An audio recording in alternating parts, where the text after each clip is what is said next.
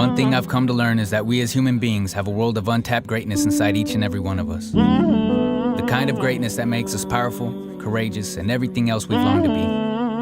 Unfortunately for most of us, this potential has been silenced and locked away in a dark and remote area of our hearts, where it's been for so long that we've completely forgotten that it even exists.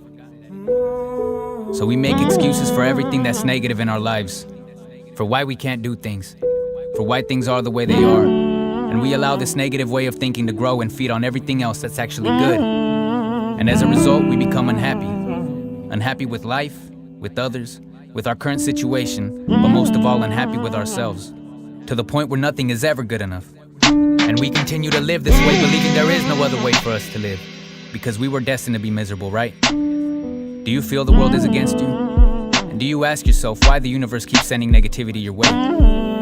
Well, the answer is because you keep feeding into it. Your vision has become trained to only see the bad in things. But I bet that if you were to take a step back, take those negative shades off, and take a good look around, you'd see the positivity in things as well. And you'd realize that the universe isn't against you. It just sends you the kind of energy you've been feeding yourself. So just like your eyes have been trained to see the negative in things, it can also be trained to see the good. But not only to be able to see the good in things around you, but the good in yourself as well. And that you actually are great, and not the failure of a person that you've led yourself to believe you are. That the world is not your enemy, and that neither is the universe. Not your friends or your family. Not even the ones that you've perceived as enemies are your enemy. It's you. You are your only enemy. You are why your negativity has reigned supreme over your life for so long. Because you have fed and continue to feed it with all the tools it needs to have the victory every day. But what if instead of feeding into the negativity, you fed yourself positivity while keeping in mind that your life situation may not change overnight, over the course of a week, or even a month?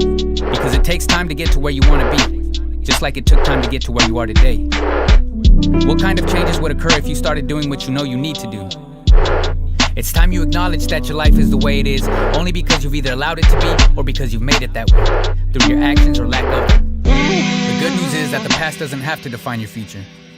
So don't dwell on what could have or should have been, and just start taking those steps towards progressing forward. And if in the process you fail, and you will, just make sure you fail forward, because it's only through our failures that we learn what not to do next time.